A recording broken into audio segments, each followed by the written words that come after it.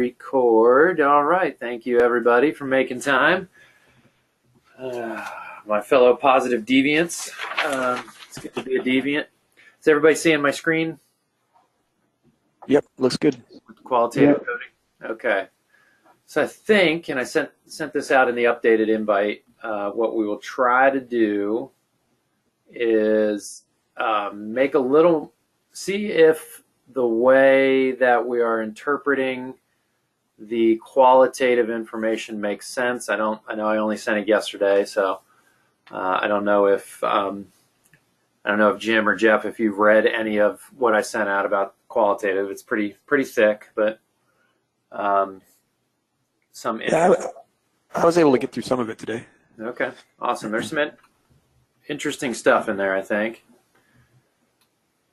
So maybe what we'll do is try to make some sense out of that. And, oh, Jim, it looks like you hopped on the computer. Okay, good.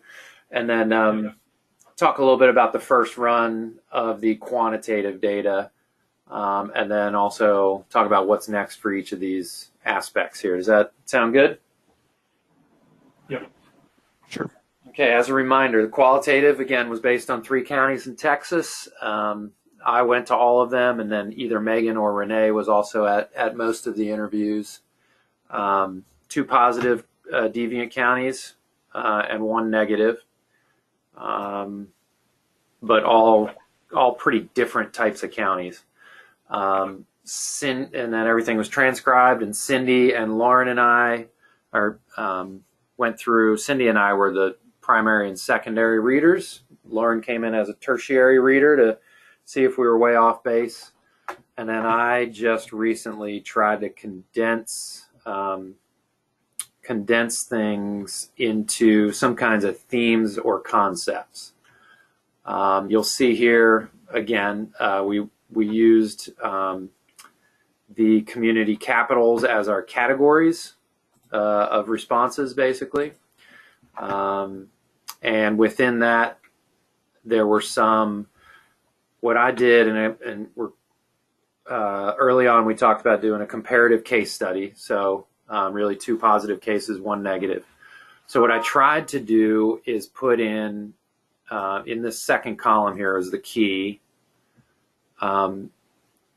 Try to put in there some of the common or the collective notes, what was seen across all 3 counties at varying degrees or whatever, and then what from in that category was really different, what really stood out as disparate between the positive and the negative deviants.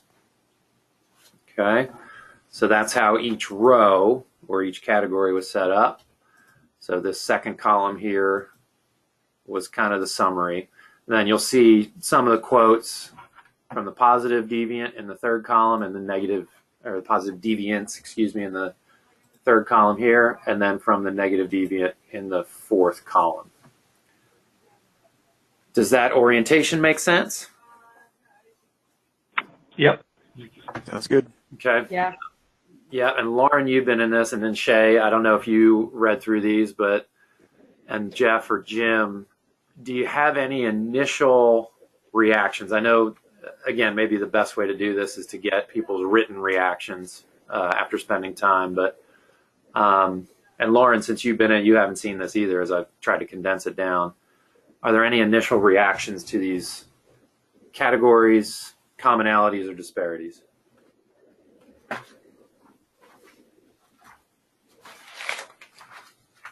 Or do you want me to walk through it? It's a lot. I don't know if you want me to walk through them all, but I think one thing that stood out for me, Christian, was the poverty component in St. Augustine. Okay. You get down there. Yeah, I think there was. I want to say it was the principal that was. It was really kind of sad. I mean, it was. The parents are supportive of youth sports and physical activity in their community, but they're also just trying so hard to survive that they can't be actively engaged. And I didn't see, at least in my quick reading of it today, that same kind of sentiment being expressed in the 2 positive areas. Right. Yeah. Good point.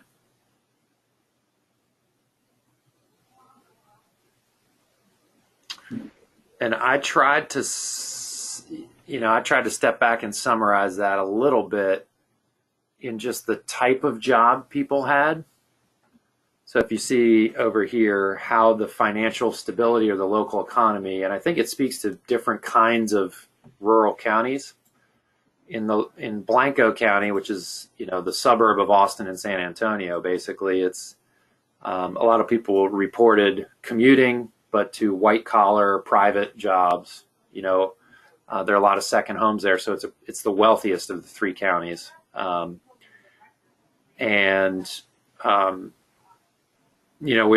often talk, those of us trained in exercise psych talk about time as a big barrier, right? To getting physical activity. So it's, how does this kind of job impact time?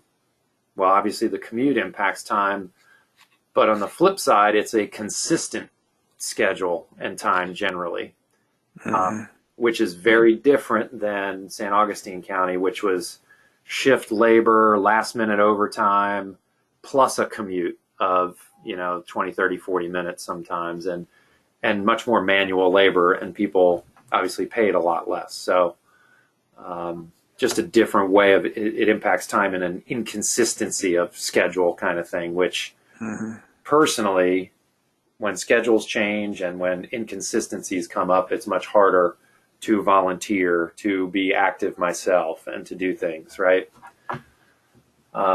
So that's just one observation. I appreciate that, Jeff. Mike, I think you jumped on while we were talking here. So I did. Yep. Thanks. Good to have Sorry, you. I'm late. No problem. So we're just talking through kind of this, the qualitative layout here. See if anything stood out.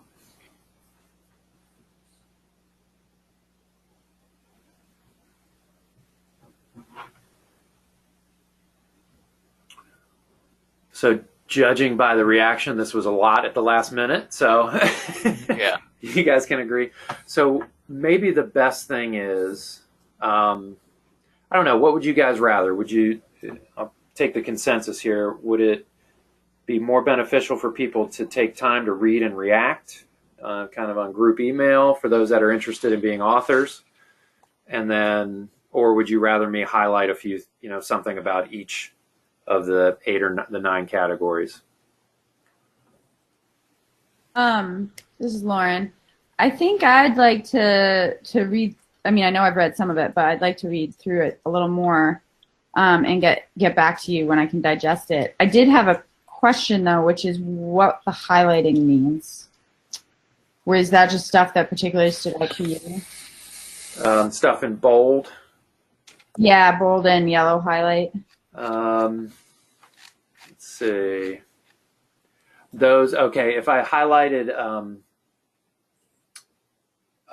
something in one of the quote columns, this third or fourth column, it was something to just remind myself to look at later as key of, something that was either off the wall or a pretty consistent thing.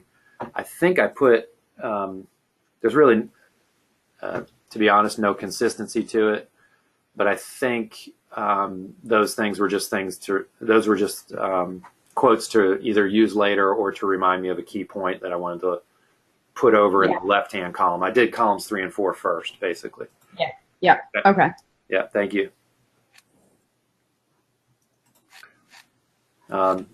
Any other comments about whether to highlight now or read and react? I think, well, I could go either way. Having a little more time would be helpful, but either way, if we can get it done now, that's fine too. What I'm noticing is just, really quickly is, whether it's human capital or social capital, the far right-hand column, it's just about resources, whether that resource is monetary or whether it's time.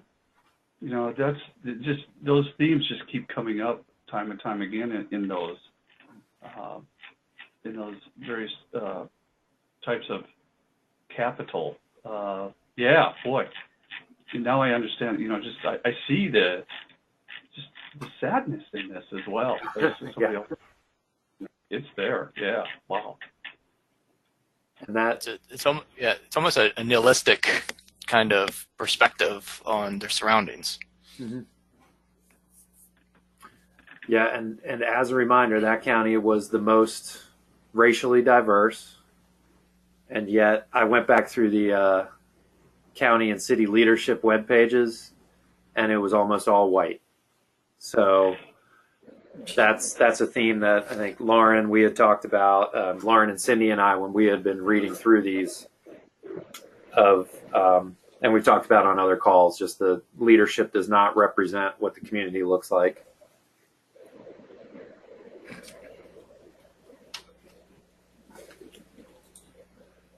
Okay, so I'm gonna make the executive decision just to give everybody, the whole group, some homework to read through.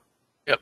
At least for those that are interested in authorship and working on a manuscript and interpreting this, maybe as far as authorship goes, contributing to the discussion, the results in the discussion, really, which I assume everybody wants to be in on, unless they tell me otherwise. So.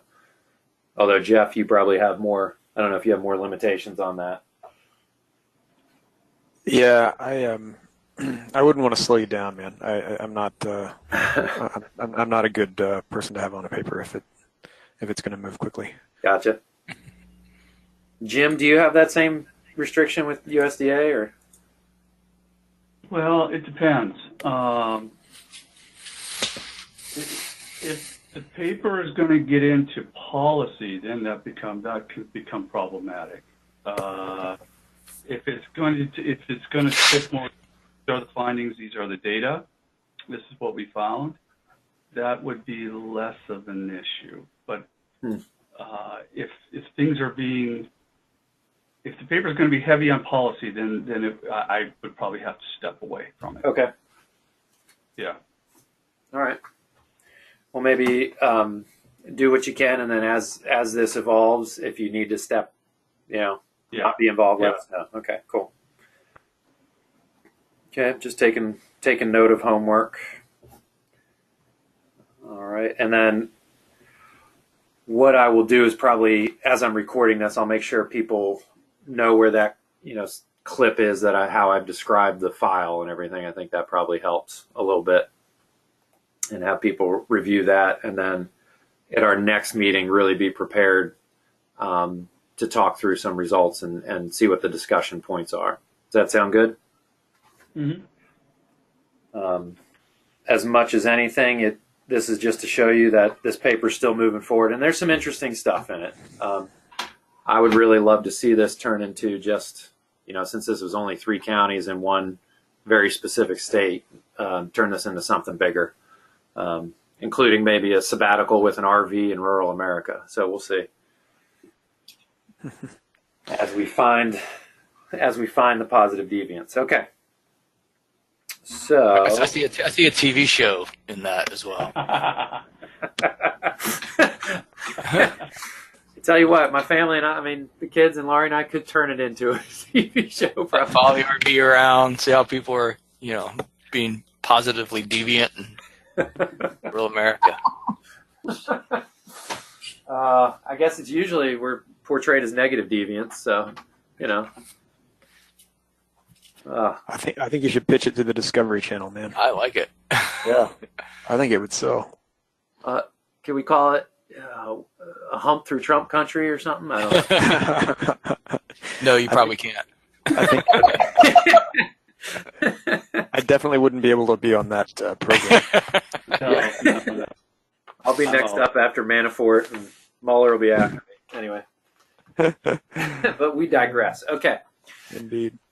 So there's nobody from the federal government on this call, right? Okay. How about we shift to the quantitative data? And this is where, Shay, you will be on stage here. But what I want to do is set up and talk about what we have done since our last call. Yep, sure. So We got the data set, everything. Shay and Renee, actually Shay went through and did some descriptive, did a look at all of the predictor variables, all these environmental variables, quote unquote, social, built, financial, and what was the other one? What do you say? You had social, financial, The natural environment. built environment, natural environment. Okay. So basically, Shay ran just simple correlations for a lot of the potential predictor variables. And needless to say, there was a whole bunch of multicollinearity, so a lot of stuff travels together. All right, and I'm showing some of the tables and then other descriptives about how skewed and the skewness and kurtosis of the variables, just to see how well distributed they are. So Renee and I both took a look at that, and you'll see the page on the screen now, and decided, which, if we had to choose between the variables that were highly correlated, which might be better to include. Something like air temperature versus max heat index versus the percentage coverage of heat index kind of thing. So we tried to simplify it. We're trying to get to a parsimonious predictor model. And then for variables that are easy to interpret as predictors as well. So we provided these comments to Shay, and then our next steps are going to be to look at these variables again and try to get even further simplify the model. Okay. That's what we have done, and we still have more to do on that. But what I sent out was the preliminary ANOVA analysis that Shay did. So Shay, do you want to walk us through this a little bit? I can drive from here. You just tell me what to do. Yeah, sure. So just as an update, even looking at which model inclusion I've already gone through and ran preliminary just VI, or the variance inflation factor analysis, which just shows you when things are included together, how much they influence one another. And from the previous document with all of the stuff like cut out and everything, I went through all of those, and everything seems to be holding pretty well. So we've got a lot of variables to choose from. I haven't fixed everything as far as the ones that have very large ranges or highly kurtotic or skewed. Still noodling on some of that, because you have to think about the origin of where the variable comes from and whether or not it's already been kind of standardized. I just need to go back and keep reading because they come from different places, so it becomes a little difficult, but I'll get there on that. So if you want to jump to the ANOVA table. And so Renee asked, she wanted to know just the number of counties that were classified as frontier. So that's the first table, and that's just the simple frequencies. Out of the 3,142, there's 445 of them. You can see the majority are in Montana and Alaska. Kansas is another big one. Overall, Colorado. So you get some of those larger, obviously big states with some frontier counties. Less than 7 people per square mile. Any questions about that or surprises or anything? Christian, did you have anything to say about that? This, and for those that have been on this group for a while, we often talk about the definition of rurality. So one thing we didn't have in the original data set was a consideration of the the really low population counties, like these frontier counties, and what to do about those. So we wanted to see the distribution of them and what we had here. Mm-hmm. And there's more to come about comparing later in the document. I hope you guys have seen that, the original variable we used was percentage of population in the county that is in a rural area, right? So then we set up quartiles that way. It's interesting toward the end of this document to see those quartiles pitted up against the RUCA codes. So we'll talk about that too. Mm-hmm. Yeah. Yeah, you can go to the next. You can go to the ANOVA if you'd like. Yep.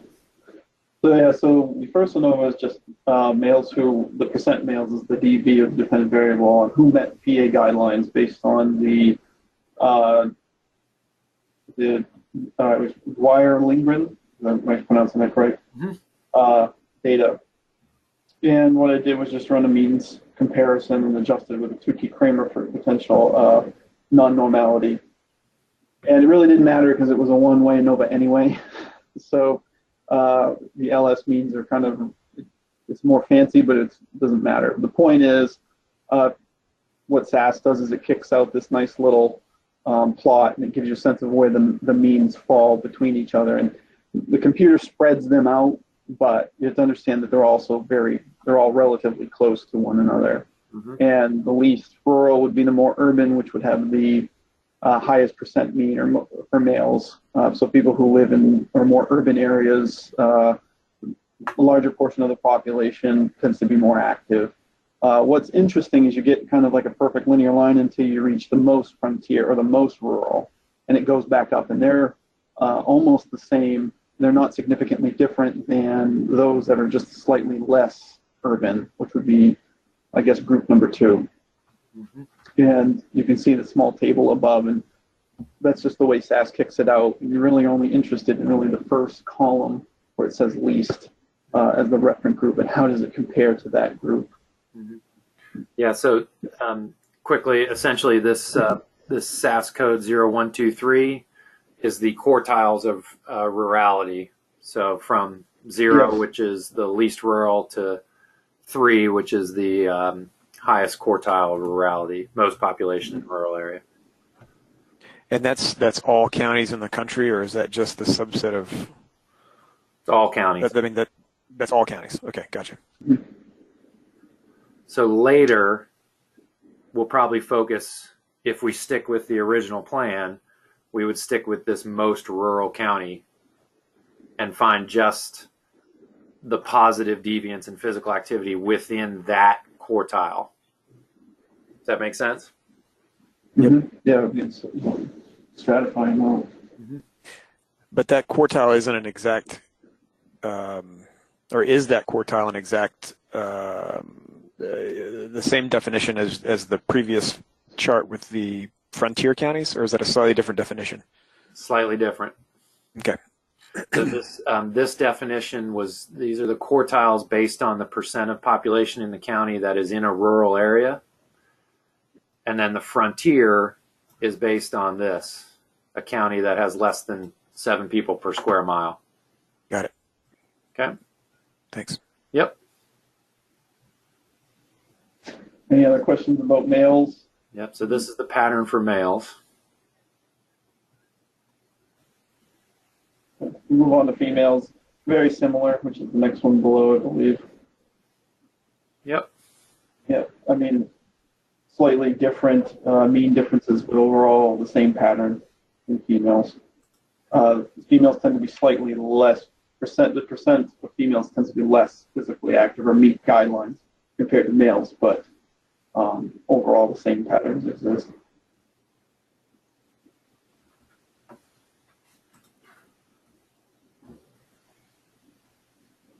Any questions about it? No?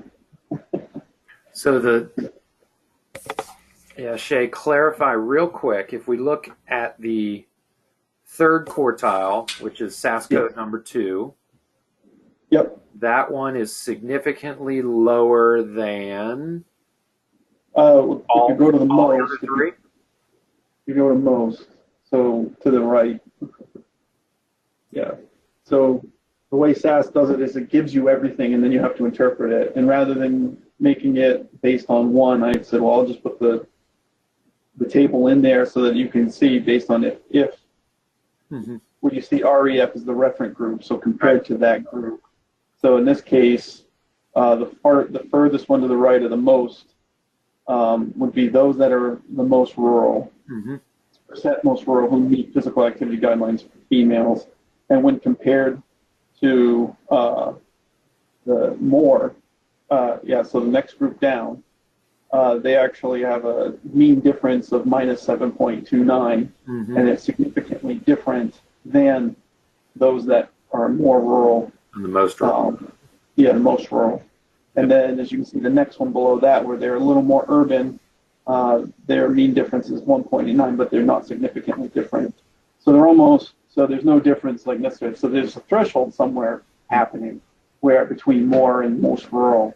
And then, of course, the least rural, the most urban folks are more. So it's a positive number. So it's more different. So that, and if you go back, so it's there. It looks like a correlation table, but it's really the signs just flip depending on who the referent is. Right. And the numbers are all the same. Okay. And I would say overall, like the precision is pretty close. Like the upper and lower confidence intervals on that mean are very tight. So yeah, that's a good thing. Sure. So you don't have a huge variation within the groups. Okay, so yeah, this is the picture of the United. This is all counties in the U.S. From most urban to most rural, and there are differences between those quartiles. This is just to see if there are differences between the rurality quartiles as far as physical activity guideline prevalence. So then, if I understand it, for both women, no, the first table was men. For both men and women, the more rural are less active than the most rural. Yes. Yes. Both. Yep. Okay. Yeah. Here's the women. That's men. That's men. Sorry. Men. Men is very tight. Men is very close. The mean, I can't remember the threshold for mean difference on an ANOVA, but it's just like, I don't know. I can't remember. It's like, I don't think it's 1.96. But anyway, the point is it's getting pretty close. So there's, even though they're significantly different for men, you don't see the same, necessarily the same pattern in women. It's slightly different. Okay. Okay.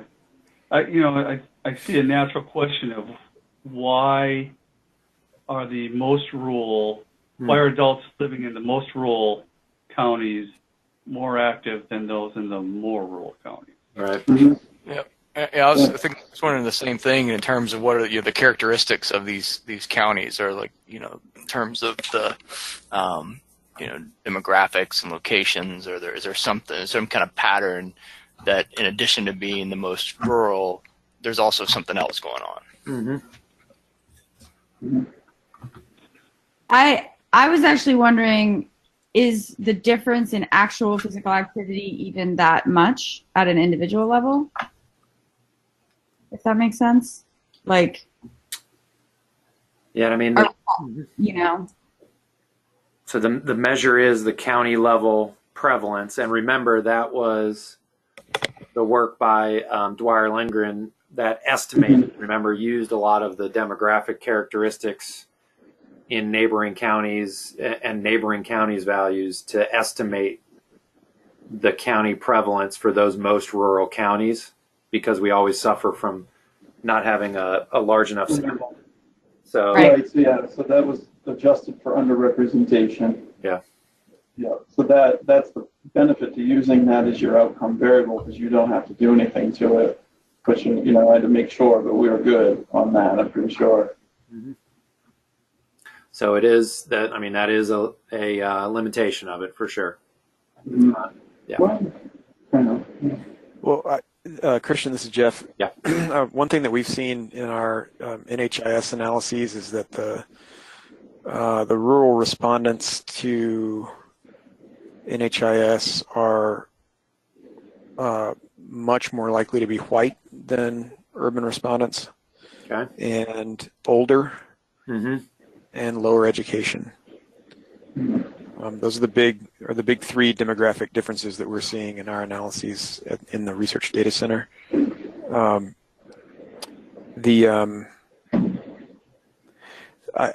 think one thing that we can't, or that we have to have in the back of our mind as a limitation to this is the estimation methods from Dwyer Lindgren. Right. The predictors that are included in that model, if something is drastically different in a rural area. So let's use race ethnicity as an example. So if race ethnicity is a predictor of leisure time physical activity, where non-Hispanic whites are more likely to be physically active in rural areas because their population is more likely to be non-Hispanic white. That could produce an estimate that could be elevated. But on the flip side of that, the metro or the rural areas are also older, and we know that physical activity decreases with age. So I would think that the two would potentially cancel each other out, but socioeconomic status as well. And we tried, and we avoided those. And I think based on your comments, after you looked at the paper, we avoided those as potential predictors in our model. Yep. So we avoided those variables that were used as, the variables with which, the variables that Dwyer Lindgren used as to build the estimates. We wanted to avoid using those in our work as covariates, right? Right, just for that simple, the sort of double counting, for lack of better terms. Yep. Yeah. Because but I'm wondering. I guess my reason for bringing it up is just that it is a little bit odd that you see this linear association between rurality and prevalence of meeting guidelines until you get to that most rural group, where it's this little J-shaped hook at the end of the distribution is a little odd. Yeah. And if I don't know. I don't know. I'd have to think on it a bit. But if the if the most rural counties are the ones that are most dependent on the estimation methods because they have the lowest sample size in BRFSS, then they could be. I don't know. I'm concerned if they're more susceptible to a particularly influential covariate being. Basically, if they're more susceptible to be confounded in that estimation. Mm-hmm. Yeah, so if I can interpret that, it means they're probably the least accurate. If they're the ones that were most in need of the estimation technique, they're the least accurate. Yeah, okay. It could be.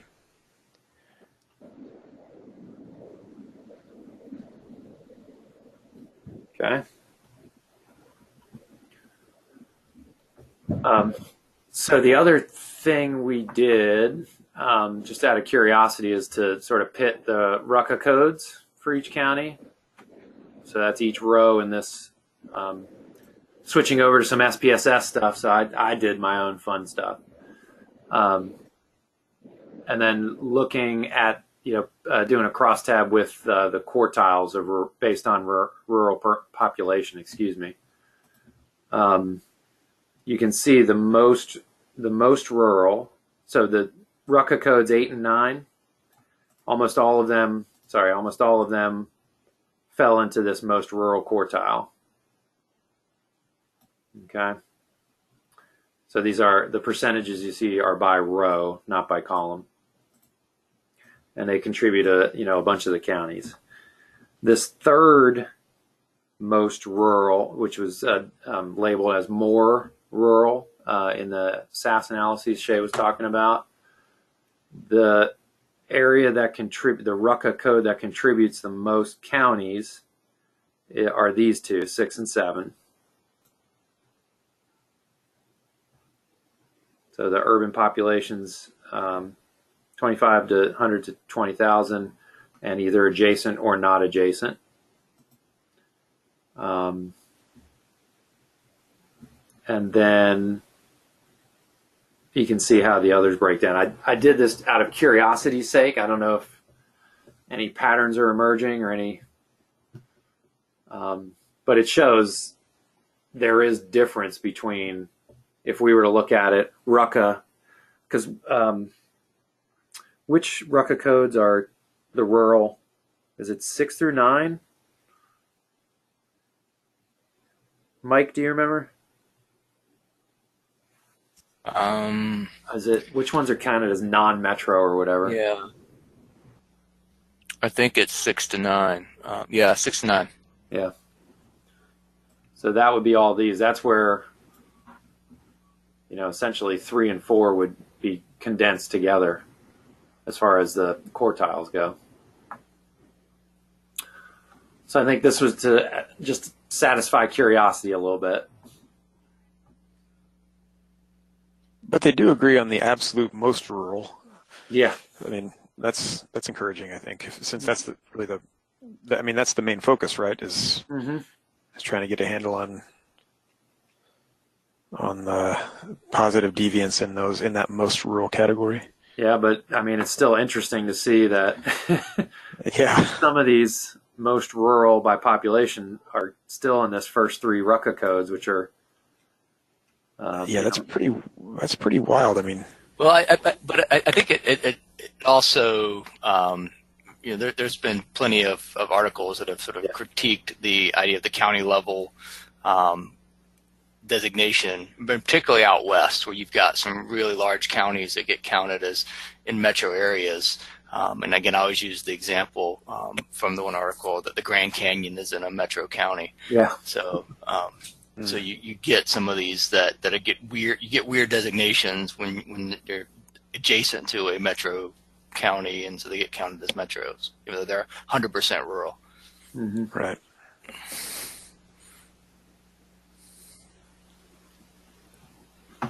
Okay. Yeah, and then that's just how it looks. Yeah, percentage-wise, same table, just in a figure. So, next steps and manuscript and